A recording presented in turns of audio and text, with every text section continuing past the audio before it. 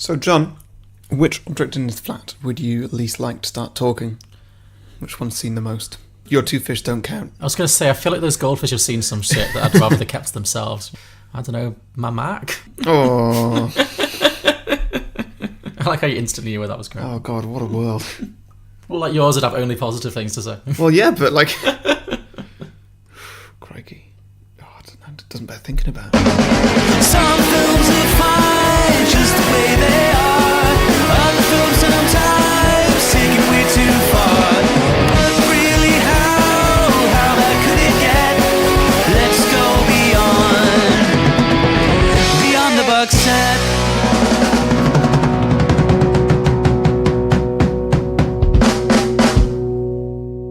Welcome everybody to Beyond the Box Set, a podcast where we pitch prequels, sequels and spin-offs to films that don't have any. I'm Harry, joining me as always is John. Hello.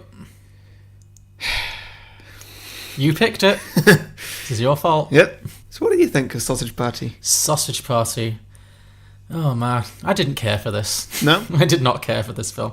Like, it had its moments.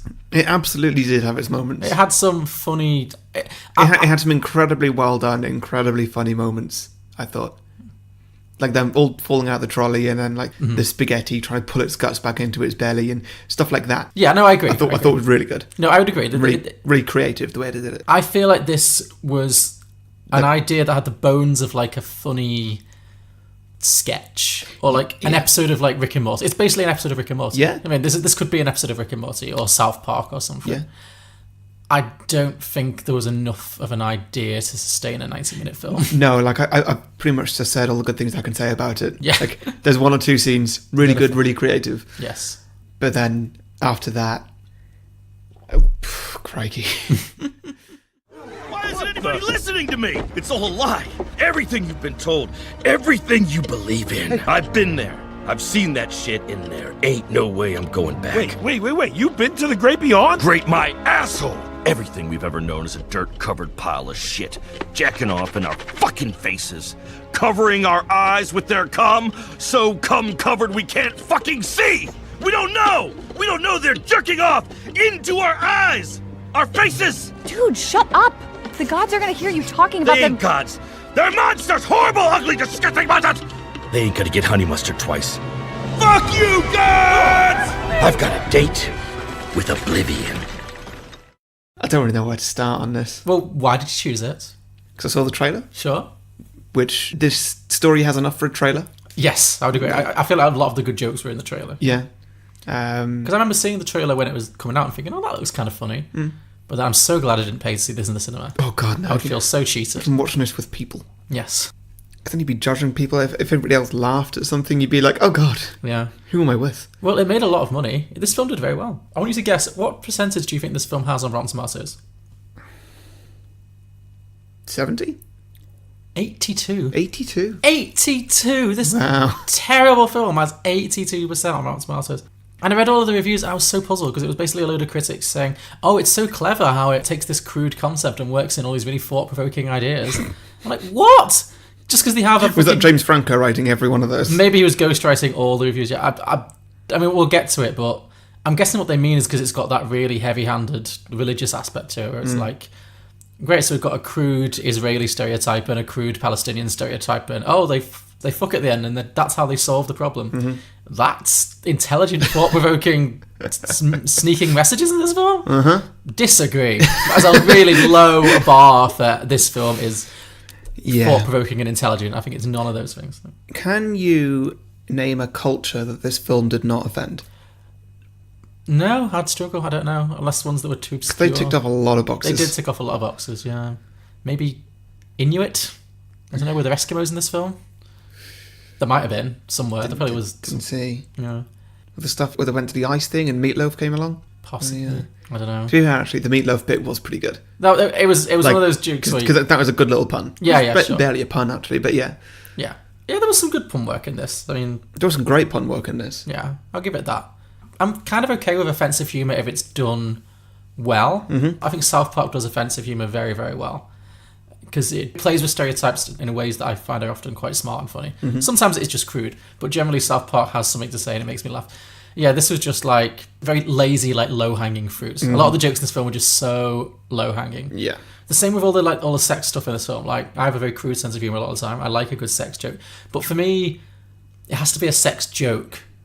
I want to fuck you isn't a joke. It's just a statement, you know what I mean? Like, and this film was a lot of people just saying, I really want to fuck you. Yeah.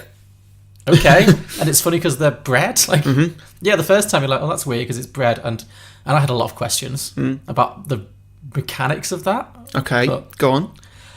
well, I mean, it's a sausage, or like a weenie sausage, like one of those horrible processed American things called Frank, and it's a hot dog. He's a hot dog, and a bun called Brenda.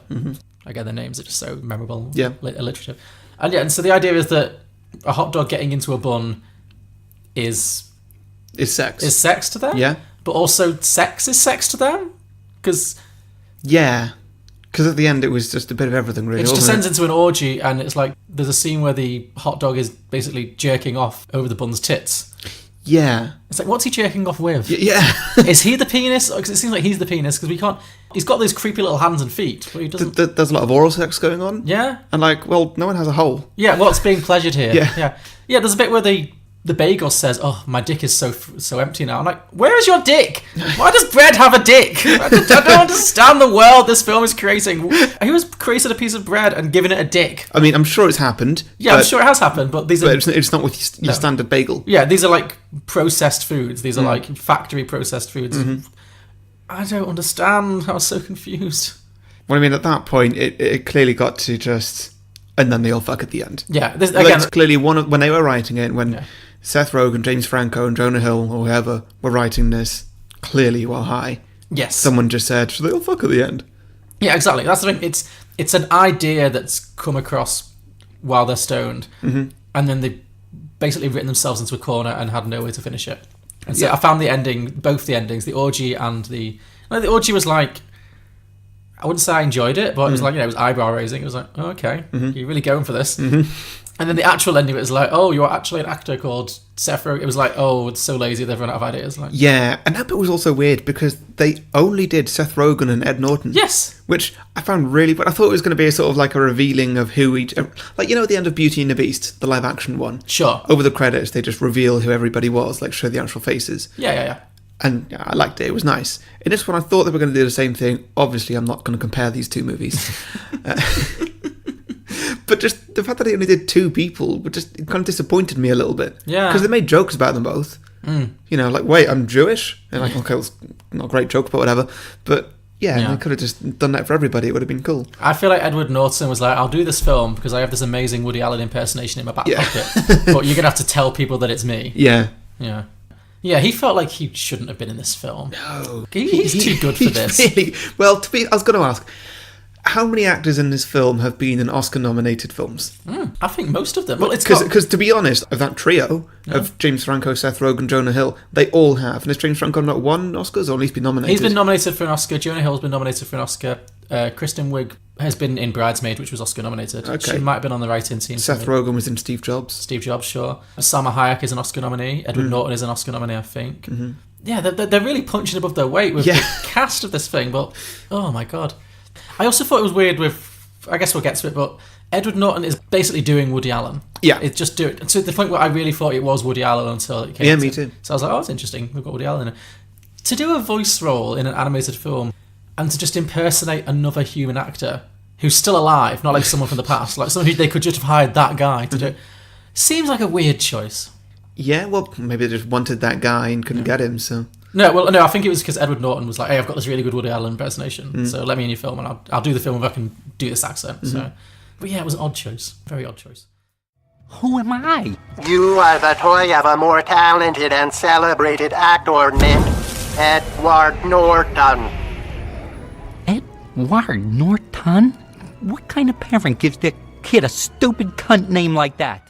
I also thought this film was just, perhaps intentionally, but really ugly to look at. I think the animation just looked cheap and nasty, and compared to like Toy Story and stuff, it's like, I don't know that. The main selling point of the film was not, hey, come and look at how good the animation is, Sure, which is what Pixar, DreamWorks, and Illumination are all competing for. They're all trying to do really creative, big animations. And this one was just sort of like, hey, it's another animated film. Yeah. It's not the best, but forget about that. Look at this. They've all got boobs and stuff. Yeah. What did you think of the animation of Brenda the Bun in particular? Her in particular, crude. Yes. It's the most commonly used word this episode. Mm-hmm. Yeah, obviously over-sexualized. I found it really unsettling. Yeah? Yeah. It was just like they were so sexualized, and there was just something about it that just repulsed me. Because it was like, it's a bread bun, but they've shaped her so she's got she's got a rack, she's got a big arse, and then she's got these tiny, this is the bit that really I didn't like. I thought it was the stuff of nightmares. She has these tiny little sexy human little gams at the bottom, and they're like proper like sexy lady legs, you know what I mean? Like from a postcard from a British seaside or something.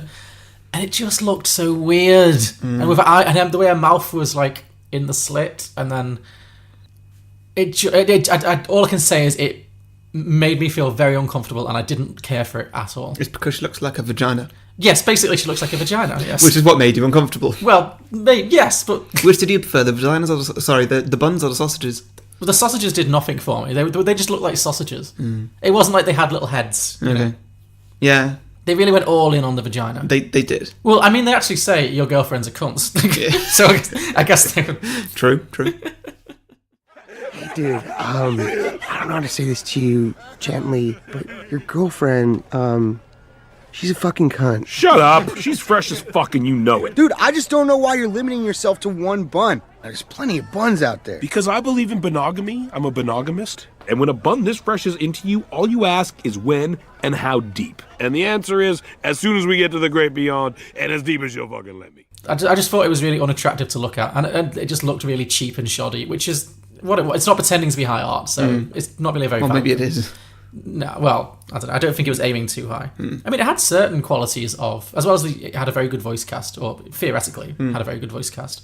It also had Alan Menken did the music. Did you know that? Don't know who that is. Alan Menken is the guy who's written all the classic Disney songs. Okay. Like from Little Mermaid and Lion King. How did they get him? Beauty and the Beast. Yeah, apparently he was well up for it. Because that first song at the beginning, which I thought was quite funny. Yeah. That was where they got a lot of good jokes in. I did like how this film didn't really give itself away in the trailer, because the trailer had the whole twist of just like, hey, it's an animated film that, with food, and then, so it takes a twist. Yes. But I'm glad they didn't do that in this film from the get-go. Like, the film was all about, and we're confident that it's all perfect. Yeah. That's what the song was. Which was clearly just like, you've come to this film because you've seen what it is. Totally, yeah. They really go in on that first song because there's a bottle of German sauerkraut that's Hitler that wants to exterminate the Jews. Oh dear. That was strong. That was a strong, First place, and they really went for it. Like, they really went full in on they didn't hold back on a thing. Yeah, and that did feel very South Parky to me. So yeah. What did you think of the bad guy, the plunger or whatever it was? Not plunger. He was a douche. A douche. What's a douche? A douche is... Oh, bless your sweet innocent heart. A douche is a plastic water container that you use to clean out your genitalia. So it's often used for women. It's not actually very healthy. You're not supposed to do it, but people do. You didn't look healthy. No, so you stick the nozzle up your hoo-ha. It's just filled with, sterilised water, I think. And then you basically spray it all up there, and you basically rinse out your... Cool. The only time you'd likely ever need to use it. Well, some gay men use it for anal sex, not all. And also, if you ever had a colonoscopy, you'd probably need to use it just to kind of clean yourself out so that when the camera goes up, it's not just covered in shit. So, yeah, it's a cleaning thing. But, yeah, a lot of Americans use it all the time, and you're not really supposed to because it's not very healthy because it can cause all kinds of infections and nasty things. Right. Which I guess makes sense for a villain, but, yeah. So... Yeah, so the bad guy in this film is a literal douche. And obviously the phrase douchebag comes from, Yeah. It was the kind of villain that I found obnoxious in a way that wasn't fun to watch. For me, he was my favourite character until it got to the end sequence.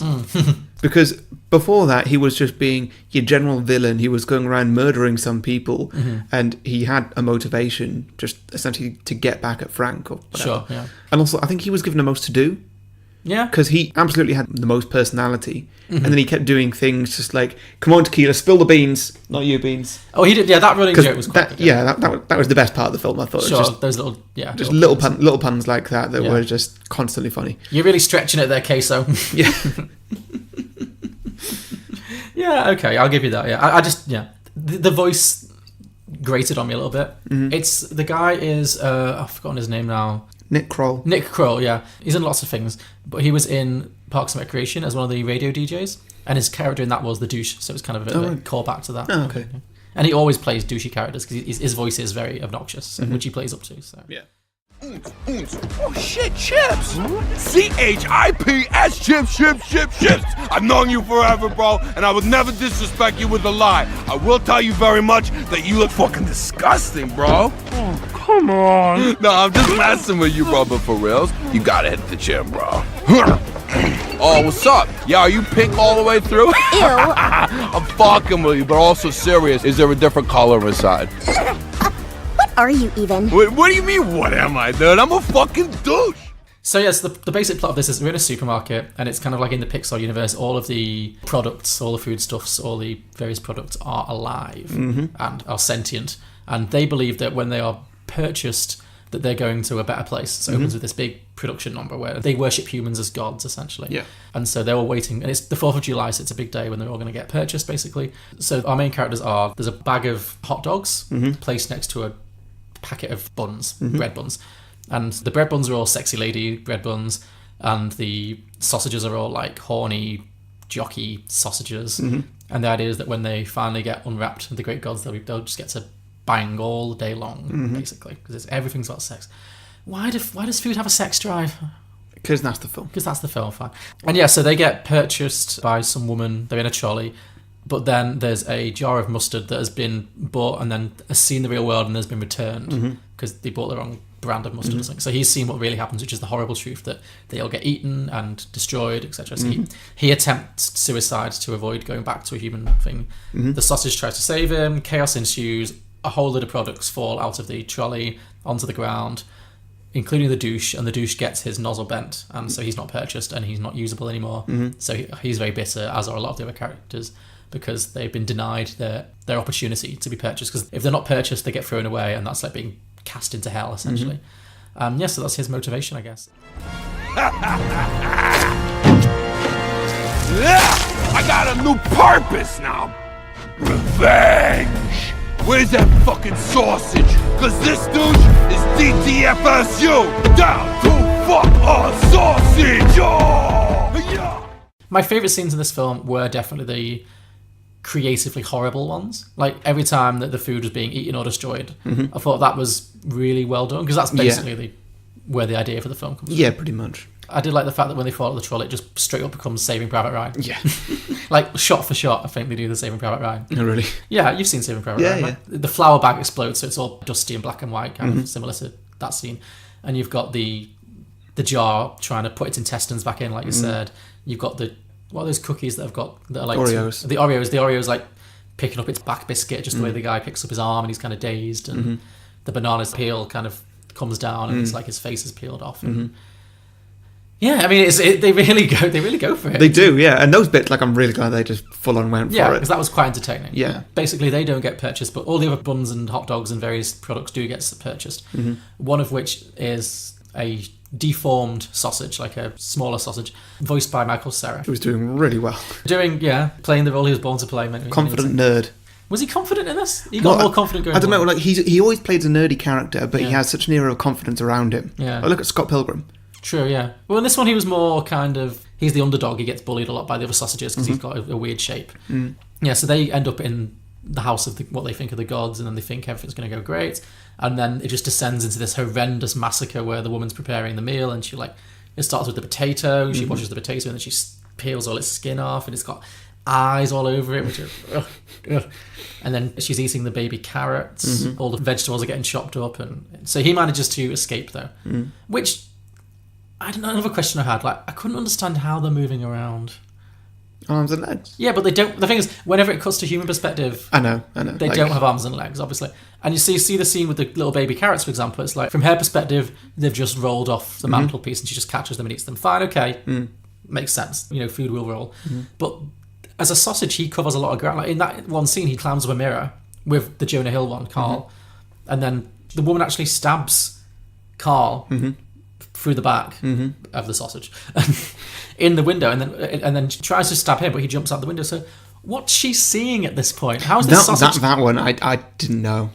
How's the sausage jumped onto a mantelpiece? Like, I don't know. Yeah. So she's seeing two sausages standing up on end. Yeah. Because she stabs one of them like that, and then cuts up, like through his face for whatever reason, which is good. It's a good effect. Yeah. And then he jumps out, and then it just turns into Toy Story 2.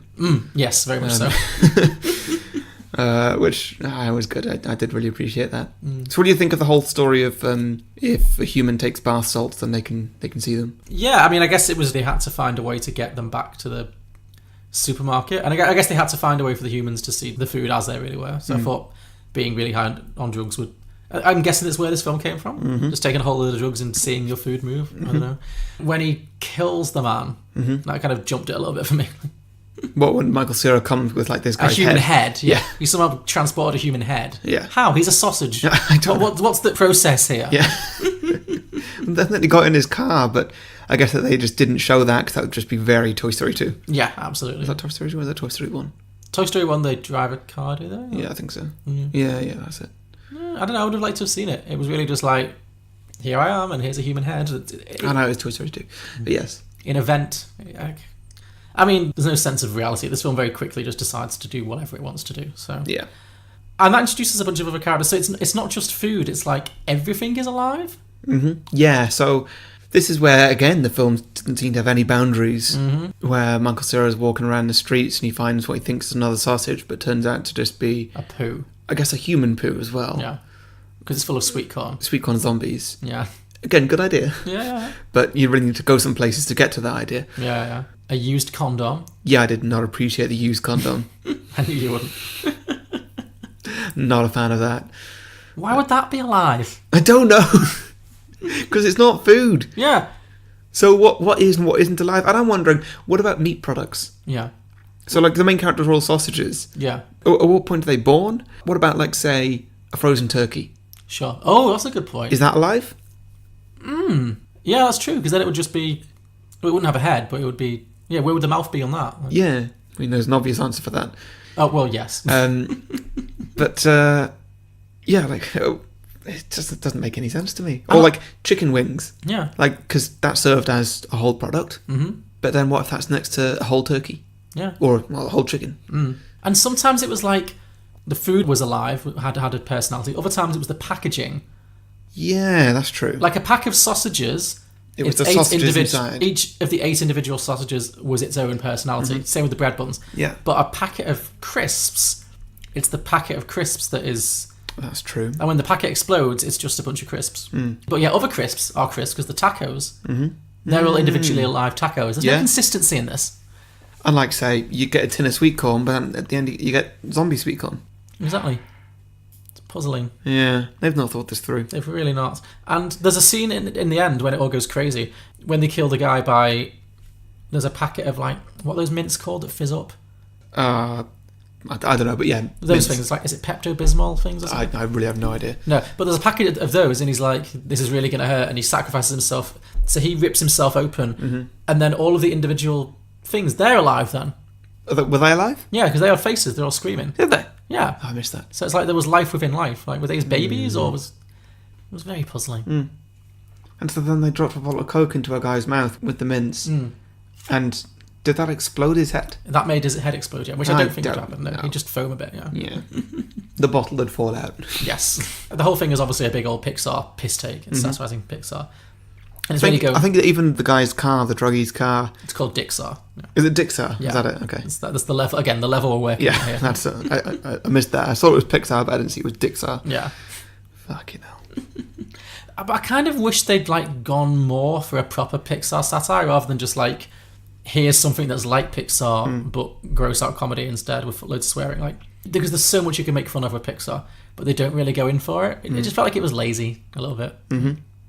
So Carl's trying to make his way back, the little sausage. He gets caught up with the guy who injects the bath salts, and then that guy ends up seeing all the things for real, which include like a toilet roll and a half-eaten pizza and a stick of gum in a wheelchair with the voice of Stephen Hawking, which felt like a low blow. Yeah. That felt crude. Yeah, it did. Because we got through so many at that point. We got through Native Americans, we got through Mexicans, we got through so many, and then just suddenly I see like a wheelchair, I was like, oh god, and it's Stephen Hawking's voice, I'm like, oh dear, no, don't do this. And at first I thought, is this, because Stephen Hawking often made fun of himself and did do a lot of voice work, I was like, is he signed up for this? No, he's not. He might have been dead by that point. I think he probably was dead. He died a couple of years ago, didn't he? Yeah. But yeah, it was somebody doing a Stephen Hawking voice, and yeah, I wasn't appreciating that. No. The only bit of that character I did enjoy was when the character gets shot and then they put a Terminator music on and it sort of reforms. Yeah, that was quite fun. No? Yeah. Played about with like what gum. Yeah. Yeah, good little reference. Yeah, sure. Help me! Perhaps I could be of some assistance.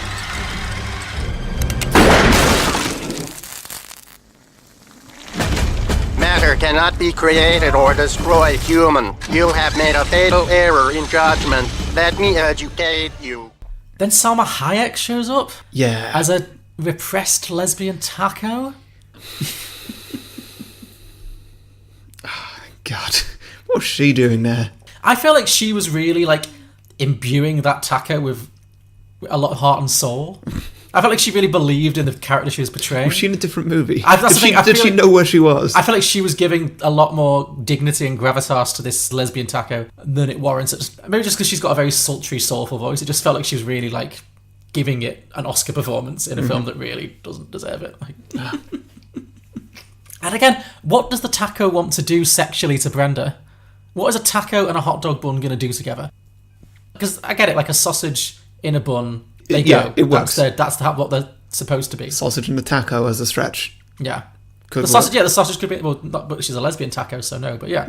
But yeah, you're not going to, a bun and a, maybe I'm just being homophobic towards bread products. Like, it's not natural, it's not the way it should be. But the genders weren't even specific as to which, like, food types they were. If it was all, like, one thing goes inside the other, and that one thing that goes inside it is male, and the other one is female. Yeah. Well, no, because the Edward Norton thing... He's just a bagel. Yeah. Yeah. No sexual consistency. No, none whatsoever. Look, Brenda, I'm going to come clean. I have feelings for you I can't deny.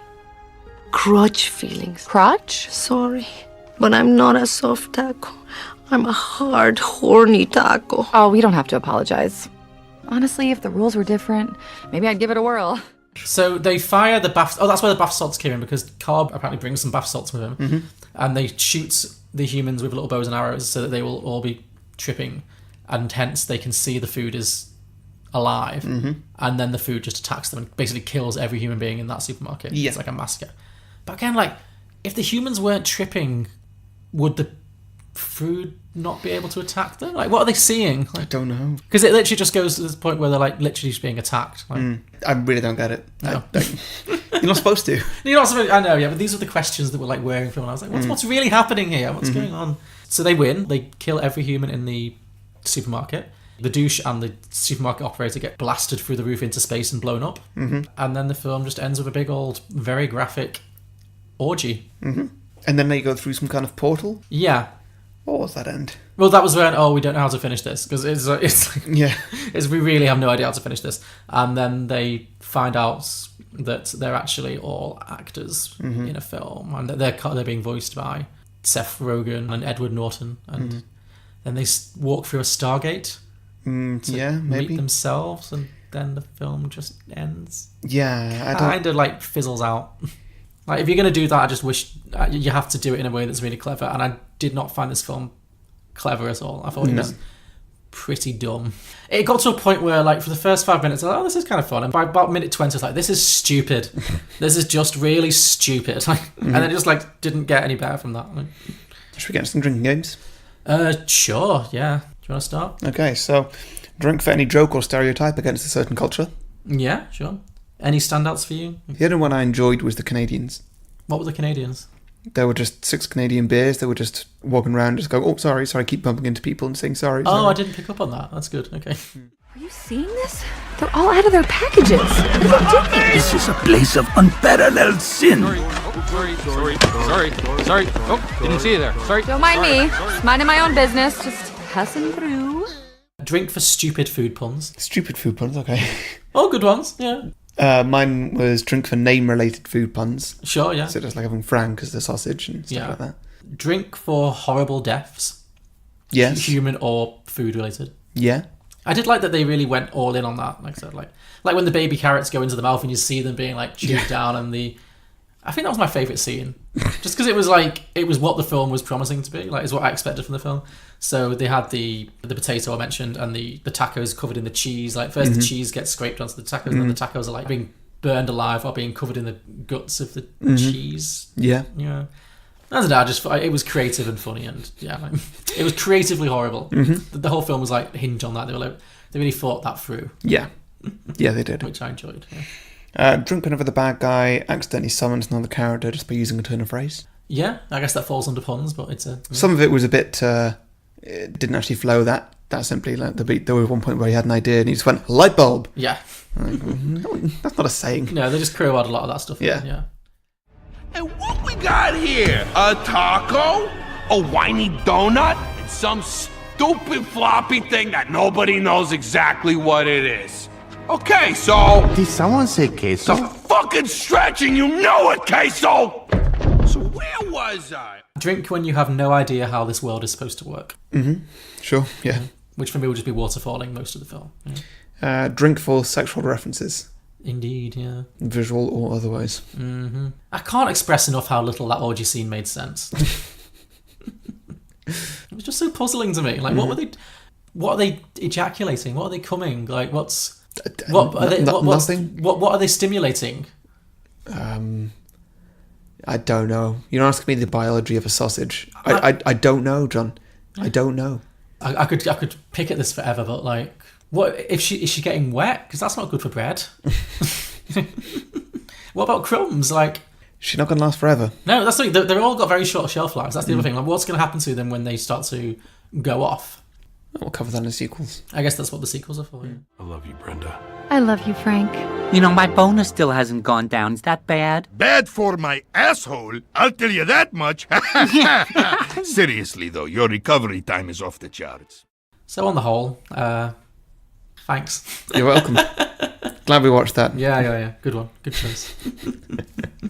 Hey, I thought it'd be fun. No, it was. It was something a bit different. Yeah, it was. Have we done like a full animated film before? We did WALL-E. We did WALL-E, yeah, true. So, which was quite similar. Very similar, yeah. Same amount of swearing, same amount of racial stereotyping, lots of sex in that film. Yeah. Can you imagine? All right. So we're on Patreon. Yes, and if you'd like to support the show, please go to patreon.com/beyondtheboxset. And for that, for no matter how little or how much you donate, we give you a few bits of bonus content, which include a bonus show called Beyond the Box Set, where we review films in cinema right now. Also, as a patron supporter, you can choose a film for us to do on a main show or on the bonus show, and we encourage you to come and guest on the main show if you would like. We can do that over Skype as well, so from anywhere in the world, we'll have you on. And also once a month, or is it every week? I don't know. John seems to make these decisions. Every week. We will do a half-hour ad slot for... Hour? Half a minute. Don't overpromise. Half a minute, 30-second advert slot for anything you want to promote. Yes. This can be your own podcast, could be your own business, could be somebody else's podcast, somebody else's business. John, what's the advert for this week? I haven't decided yet, or I haven't looked at the schedule yet, but it will be playing right about now. Hi, I'm Mike from the Genuine Chit Chat podcast, where we have honest conversations with interesting people. I speak to a wide variety of guests, from travellers to musicians to those afflicted with mental or physical illnesses. There's really no subject that's off limits, from movies to politics and even controversial topics ranging from sex to drug reform and political correctness. So if you still believe in the art of conversation, are intrigued by healthy debates with different ideas and perspectives you may not have thought of, and want a podcast where every episode is about something different with a variety of guests, then this may be the podcast for you. You can hear us on YouTube and all your favourite podcast apps, and follow us on Twitter, Instagram and Facebook. So if you want to hang out and listen to honest conversations with interesting people, then come to Genuine Chit Chat, where I'm your host, Mike Burton. Yes, and so if you want to get your own advert on the show and want to come on the show, choose an episode for us, or just support us in general, then we'd be very appreciative. And that is all at patreon.com/beyondtheboxset. Okay, so making a sequel to this film. This film was so dumb. I really struggled, even though it had like a very open-ended ending, because it took a small idea and stretched it out way longer than it justified, in terms of it wasn't a plot that really justified a 90-minute movie. Yeah. So I had a hard time thinking of where to go with it. So what I've come up with is kind of based on my resentment towards this film a little bit and the idea behind it. So my sequel is called Starbaked, as in Stargate, Starbaked. And the idea is that something has happened. Maybe the cast of this film all took some bad bath salts, or maybe they got cursed by a mysterious Eastern European woman for reasons like drag me to hell. I don't know. Something's happened to them. Maybe they'll go to the Oscars and the host of the Oscars curses them for some reason. Sure. For our entertainment. Jimmy Kimmel? Yeah. Sure. I mean, this could be an Oscars running gag, actually, yeah. They get cursed, and the cast of this film, as in Seth Rogen, Jonah Hill, Michael Cera, Kristen Wiig... I'll let Salma Hayek off. I feel like she for good behaviour, she did her best. They are now doomed to be constantly travelling to different scenarios, kind of like Quantum Leap and Stargate kind of thing, in which they will be placed in ridiculous, half-baked, stoner idea concepts, and they'll suffer terrible torments and horrors, only to figure out at the end that they're actually actors. And then as soon as they figure it out, they'll get sent to the next place. So when they step through the Stargate as the foodstuffs, instead of going to meet actual Seth Rogen and Kristen Wiig, they just end up being something else that's ridiculous. Okay. So I came up with some ideas. The first one, and these are very thin, so you need to help me out. But fortunately, the first one is an area of your particular expertise. So I know you'll be able to help me here. Superheroes, Apple products, beer. Close. So at the end of the first film, the cast all walk through the Stargate, and then they go to this other dimension, and they wake up with no memory of what's just happened, and now they are all toilets in a toilet showroom. Oh dear. They're all alive, and they're all dreaming of the day when they're going to be adopted by a loving human who's going to care for them and polish them every day. And so, every time one gets bought, it's exactly like the first one. It's like, you've been chosen, you've been adopted, you're going to the promised land. The gods have smiled upon you. What dreams await you? And then, of course, there's the reality. That's when people buy toilets, what's actually going to happen to them is they're just going to get shat on and pissed on constantly. This horrendous life of just being shat on and pissed on and whatever else people do on toilets. Yeah, so maybe a toilet gets... Do toilets ever get brought back? You can't really get a refund on a toilet, can you? I don't know. Somehow word gets around that there's a real... What really happens to toilets that get purchased. And then I guess they'll have the same thing where they'll have to, rise up. I mean, this is as far as I've got with that. So Attack at the Toilets. Yeah. There is not much to go on there. Well, I was thinking there has to be a sex angle because these films are obsessed with sex.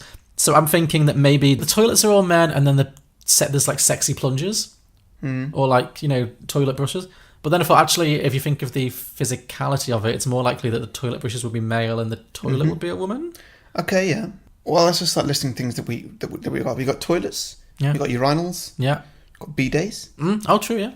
You can throw in a shower maybe. Yeah. Shower true. and a bath and a sink. Sure. And then you've got the accessories. You've got your toilet brush, your plunger. Yeah, so you've got room for a lot of personalities there. You could definitely stereotype them if you wanted to, all different races and stuff. Okay, so what's our hero going to be then? I think our hero should be...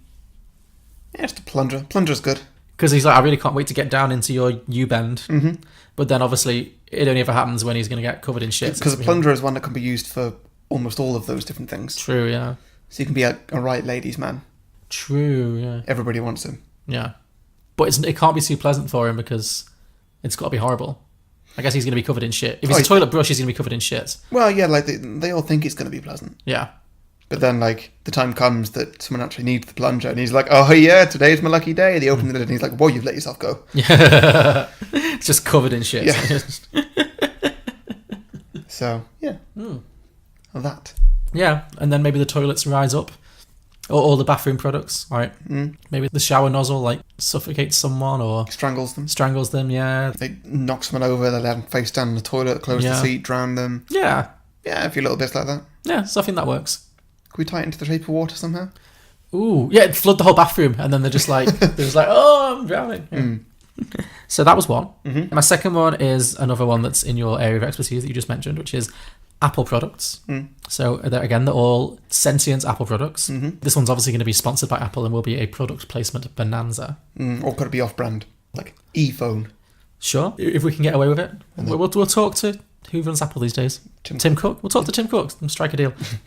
So it's going to be a bunch of Macs and iPhones and other, iPods and all the other Apple products in an Apple store, My idea with this one is that they're all going to be programmed with increasingly powerful functionalities and intellects, so they're going to be really very smart and erudite. And they're going to dream of the day when they're going to be adopted by a human who's going to be their, intellectual guide and help them to achieve the full breadth of their capabilities. They're going to harness all this learning, all this power that's been given to them. And when a human adopts them, that's when they can really live a life of pure intellect and just explore the universe. And it's all about the learning. However, when they're finally adopted, of course, they're going to realize that all they're actually being used for is to take photos of food, play mindless games, and to watch porn. So obviously, after being forced to watch their masters masturbate on a daily basis, sometimes onto them, they rebel in horror and take over the world. And then the Apple products rise up and take over the world. Sure, yeah. Which I think will be the easiest ones to do because they are fucking everywhere. Yeah. I thought all the characters you could do. Yeah. You got that, so the main character being the iPhone. Sidekick becomes the watch. Yeah. The elders would be like the Macs. Yeah. They'd be like the wise old elders. Yeah. They'd be like a really old iPod that's just like an old dusty old grandpa. Yeah. Like completely unused, but also not that smart. Yeah. Oh, that's the other thing. They could be a horrifying, because they get upgraded every year. That they're constantly being tossed out and thrown away. And don't forget AirPods as well. Yeah. 2 little AirPods inside like a big mother AirPod thing. Yeah. Yeah, you could totally imagine. The screen gets cracked. Someone's screen's going to get cracked, and it's going to be terrible. What have they done to you? Or maybe somebody sees an iPhone without a case, cover yourself up. Yes, exactly. But yeah, I guess the iPhone's oh god, not another dick pic. Yeah. So what's the sex angle in this one?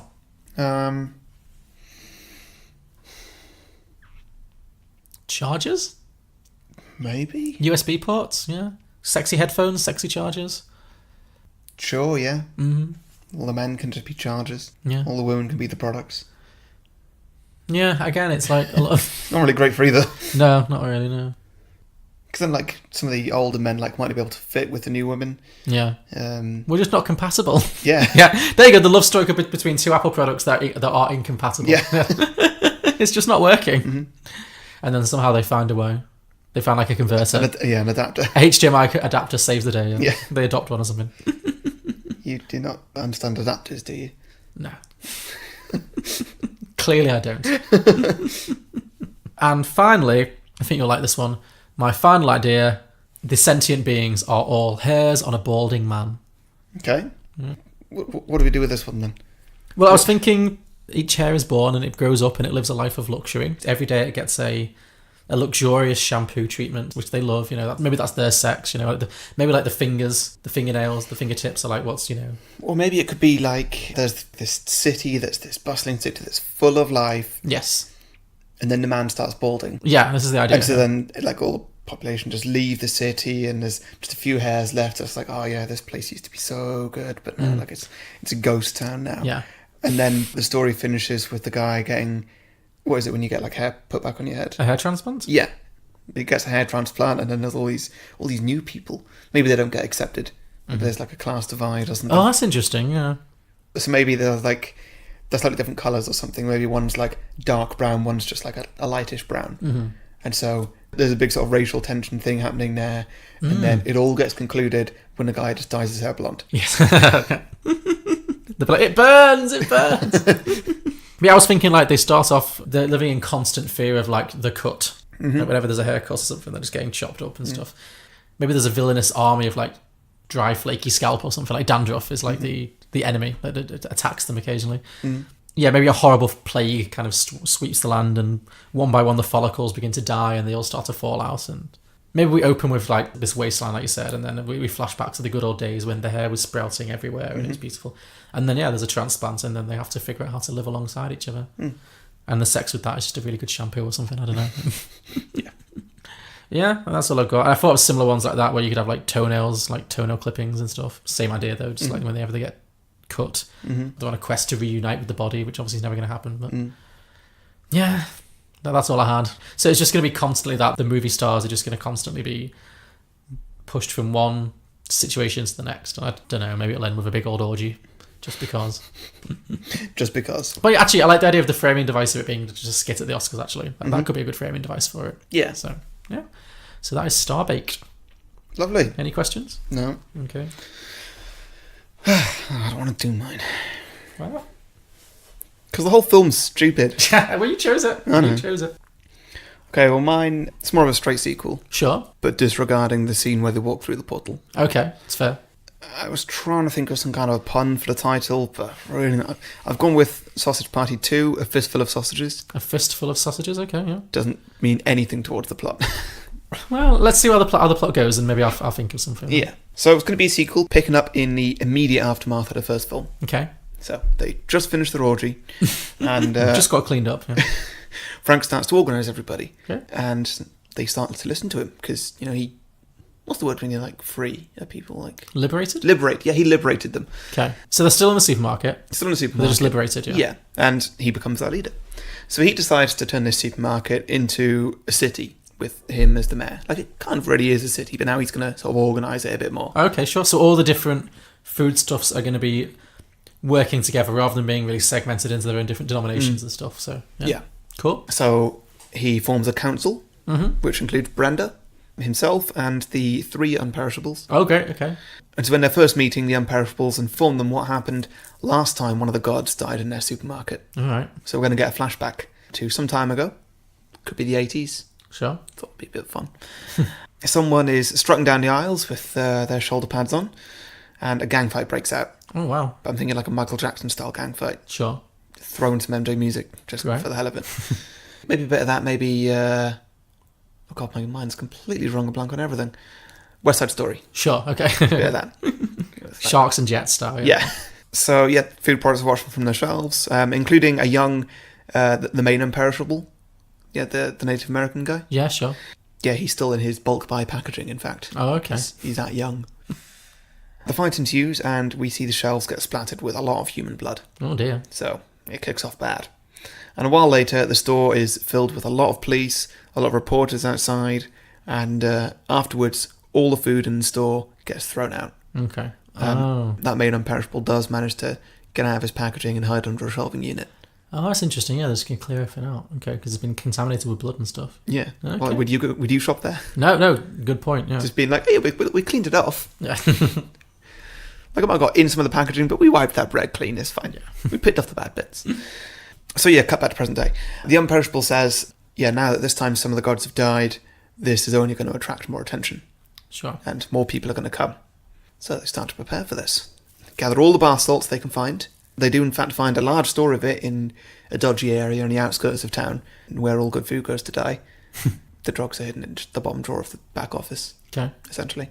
And they get prepared for people to walk through the door. Not long later, as expected, 2 policemen walk through. Because there's been no contact with the supermarket, and there have been a few people who've gone missing. Yeah, and also someone exploded just over the roof. Yeah. Yeah. So 2 police officers are like, yeah, we'll look into this. See what's going on there. So they walk in, and food very quickly manages to take them out, shooting bath salts at them. And while the police officers have started, the food takes them out. I've not decided how. But they get killed. Yes, they get murdered. Okay.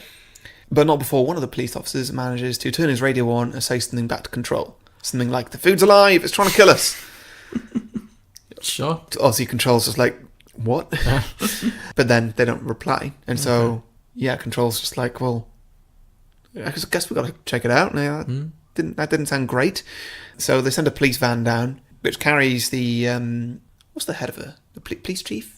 Yeah, police chief, superintendent, police chief. Yeah. Yeah, something. Someone higher up, yeah. Chief Wiggum comes down. Oh, great. Are we genuinely crossing over with The Simpsons? I mean, why not? Yeah. Or just give them the same voice on it. Sure, yeah. So, yeah, the police chief comes down to the supermarket, and, well, before they go in, they try and work out what's happened inside. So they're looking through the windows, and just right there in the front, they see, obviously, a lot of mess everywhere. Yeah. And, an explosion happening in the background, and they also see 2 dead police officers, just surrounded by lots of food produce. Sure. They're like, well, that's a situation. Yeah. So, they close down the supermarket, they don't let anybody in, not even into the car park. They get out the megaphone and say, whoever's in there, do you have any hostages? Tell us what you want. And then Seth Rogen's voice comes over on the car park speakers saying, "We just want freedom. We don't want to become your food." And the police officer's like, "I'm sorry if our culture has made you feel like you're prey, but that's not what we intended. But that's not the solution. Please release your hostages." So he still thinks he's talking to a human? Oh, yeah. Yeah, okay. And Seth Rogen says, "We don't have any hostages, and not what you've intended. You've been eating us for eternity." And then police officer, I don't understand. Can we just meet face to face? Sure, come to the front door. We won't attack you. We just want to talk. So the police officer walks up to the door. An automatic door just opens. Waiting for him, just on the floor in front of him, is a single sausage. Just lying lying on the floor. Sure.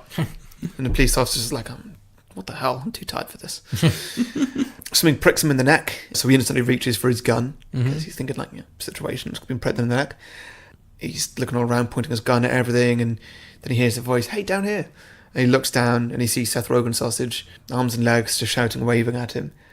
The police officer, he freaks out, says, "What the fuck?" and opens fire at the sausage, killing Seth Rogen. Oh, great, okay, cool. So Bold. He's gone.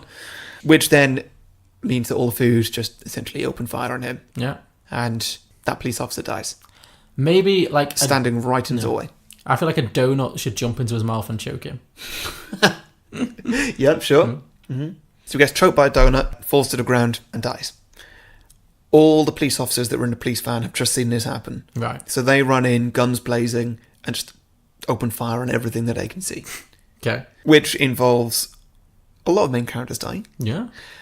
Along with all the police officers dying. Oh, wow. So the food does still win. Oh, yeah, the food is doing really well. Wow, They're taking heavy casualties, but they're doing holding well. Its own, yeah. So who's still alive?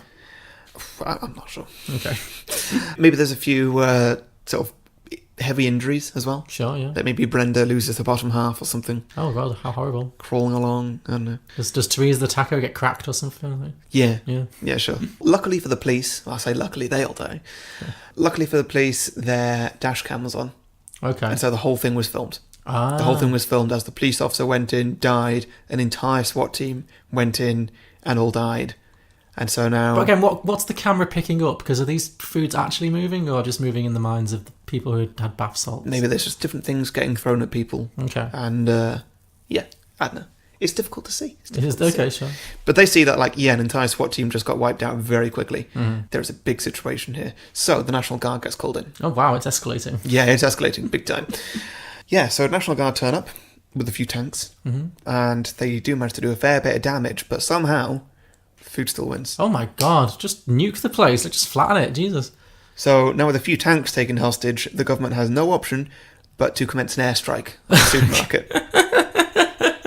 I'm loving the escalation. So they go ahead with it, and it works. The building explodes. Oh, wow. Like, it's all gone. It's completely gone, completely demolished. And we watch as Michael Cera's sausage is thrown very, very far away from the supermarket. Mm-hmm. By the force of the blast. Mm-hmm. Yeah, he's a little bit singed as well. Oh. He lands on a table with a lot of other sausages and a few buns. He looks at the buns to say, "Oh, hey, ladies." They all look back in horror at something behind him. The camera pans up and reveals a barbecue in the background. The end. Very good, very dark. So it's like the apocalypse now of sausage party. Yeah. Okay, yeah, I like that. And that seems plausible. Like, yeah. You know, in the context of these ridiculous films, that seems like something that could happen. And it's finite as well. Mm. No more option for more sequels after that. Yeah, you wrap it up. No more. We're done with this universe now. Mm-hmm. Great. Good. They're all dead. Excellent. Good stuff. Like it. So, listener submissions. Mm-hmm.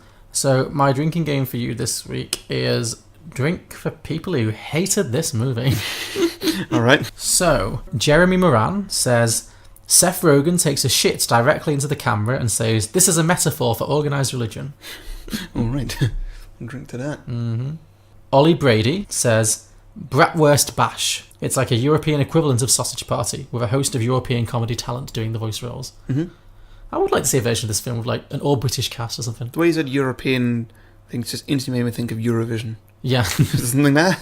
No, well, maybe a Eurovision Song Contest, but it's all foods. Mm-hmm. Maybe. Samantha Ross says, "Digestion Party. It's pretty similar to the first one, but the characters are all mangled and unrecognisable, and it's 800% more poop jokes." So. Do you reckon that happened in this world? Do you think like when people eat them and then does the poo then become sentient? In a zombie way? Yeah, I guess, well, we had the sweet corn zombies, yeah, so maybe. Jon Snow said, "Real Sausage Party. This time they're all actual penises." Sure, yeah. Nikki Masters said, a photorealistic garbage can full of rotten food. Oh, right, drink to that. Mm-hmm. Sarah Settelmeyer says, they don't make a sequel and we all get on with the rest of our lives. You got some drinking. Yep. Ryan Kleemer says, 24-hour sausage party people. 24-hour party people mixed with sausage party. Okay, yeah, yeah. Daniel Link says, a selective mimetic virus that successfully erases the food orgy from the end of the first one from my brain. So, not really a sequel as much as I wish. I don't know. Mm-hmm. Mike Carey said, chorizo party. Mm. Robert Persinger said, sausage party versus food fight. Whoever wins, we lose. Sure, yeah. Mm-hmm. N. Chris Gobert said, Taco Tuesday. I guess that's going to be all about Salma Hayek, the lesbian taco. Mm-hmm. Good spin-off movie. Yeah. David Rollinson says, chucking the original straight into the thighs of Mount Doom so no one ever has to sit through it again. All right, I'll drink to that. Mm-hmm. Oh, poor Stuart Jip just says, hello, I enjoyed Sausage Party, bye. A lone voice in the wilderness there. No judgment from us, Stuart. Oh. Kelly Boyd says, gather up all existing copies of Sausage Party, run them through a sausage grinder, then burn the sausage and make a completely different movie. All right, I'll drink to that. This movie really got people angry. That's all I wanted. Good. Well, that's all I wanted to do. Mission accomplished. Tom Brennan said, 2 sausage, 2 party. Mm-hmm. Mm-hmm. Rochelle Williams just said, all I'm coming up with is the word no. Yeah. Brian Matt said, clam jam. It's the same story but takes place in a seafood market or a seafood restaurant. So that's another thing I was wondering. What about like a fish? Yeah. They've got eyes and everything. Is it do you reckon it's the same sentience that it had when it was alive? Is it just like a or more sentience than they had when it was alive? Yeah, maybe they didn't have human emotions, but now they do. Yeah. So many questions this world poses, this universe poses. So many questions. I was going to do a whole thing where like they try and work out their origins. Mm-hmm. You know, like how they became sentient. Oh, so they go to a farm. Yeah, given that some of them are based off animals. Like they'll see like a pig or something. They'll see a pig get turned into sausages and then turned into beings, and there'd be something there, and it was all going to be run by Big Daddy, but I didn't do it. All right, fine. Oh, that's a shame. I was thinking like some of these products are like made from other products that would also be for sale in the supermarket. You know what I mean? Like what? Like a pizza is made from like flour and pastry and, you know, chopped vegetables, you know. So what's that? Is it a collective consciousness? Like the Borg? What? Like the Borg? Maybe, yeah. Sure. It's so confusing. It's so very confusing. I don't know. Yeah. Sean Corrigan says, sausage party, expiration date. And there's an idea here. So, fresh off the heels of their last adventure... Fresh, get it? It's a bread metaphor. The food pals must deal with the repercussions of murdering their creators and living in the strange new humorless reality they find themselves in. Everyone saw what they did in their other reality and complained about it on the internet, and now they can't get a job to support themselves, so they're forced to become content creators for a YouTube food blog so they can buy their preservatives so they don't rot away. Okay. They eventually fade away into legend and sadness because of all the humorless people on the internet, and become the basis of the Universal Monsters cinematic universe. Along the way, they learn lessons about love, acceptance, and cyberbullying.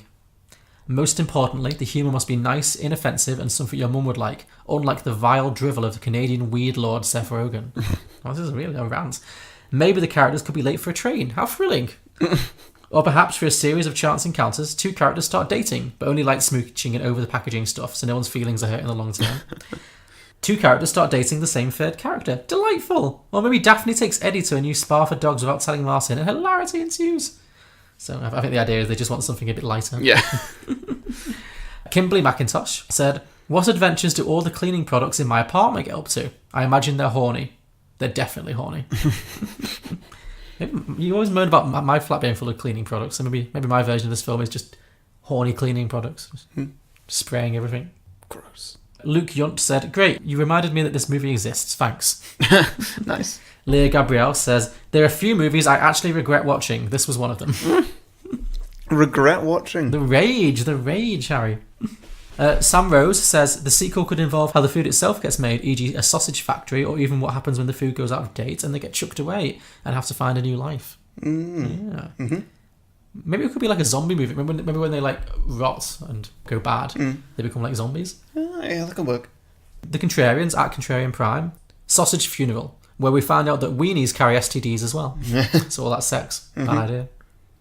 I was thinking some way of trying to make them all have kids. Yeah. So I had a lot of unprotected sex at the end. They did, true, yeah. True. What would the baby of a sausage in a hot dog bun know. look like? What would pregnancy look like? She'd just get bigger in one bit. She'd just go, okay, sure, yeah. Giving birth, don't ask. Maybe it comes out and it's a taco. Yeah. And he's like... Yeah. At One Aussie Nerd says, word gets out of the revolution in a store and now all the food and humans go to war. So, essentially what you pitched. Mm-hmm. And finally, Blokebusters at Blokebusters said, I'm sitting this one out. It's so bad I only made it 5 minutes in before turning it off. 5 minutes? 5 minutes. I would say that song is probably the best part of the movie. So. Yeah, the film's really not got that bad in the first 5 minutes. No. Well, if Blokebusters couldn't get that far, I don't think the rest would have been... No, they would not have appreciated taste. the rest. It was only downhill from there. Yeah. Cool. Well, those are our listener submissions, so thank you guys. If you have any sequel ideas for Sausage Party, or any movies we've done in the past, please let us know. We are Beyond the Box Set.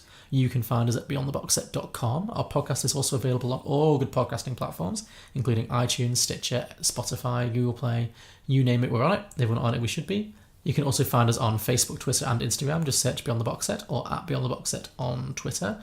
And if you really like the show, you can become a VIP listener on Patreon at patreon.com/Beyond the Box Set.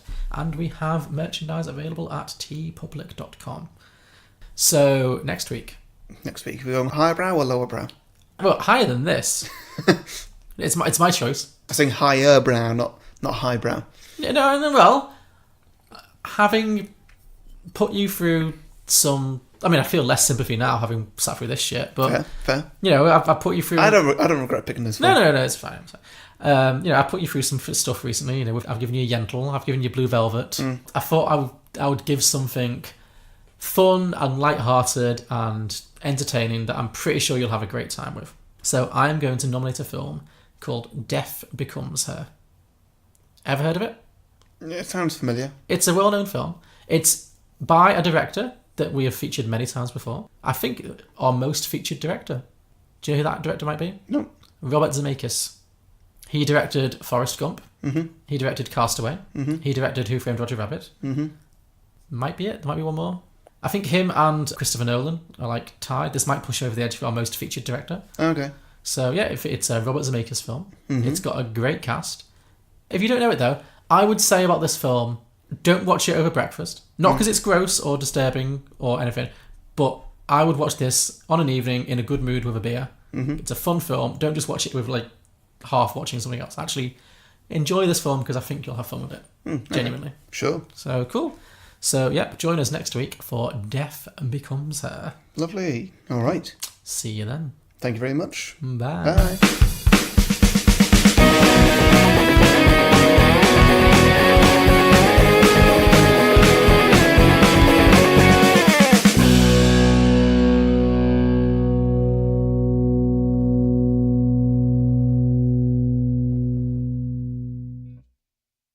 I'm a hard, horny taco.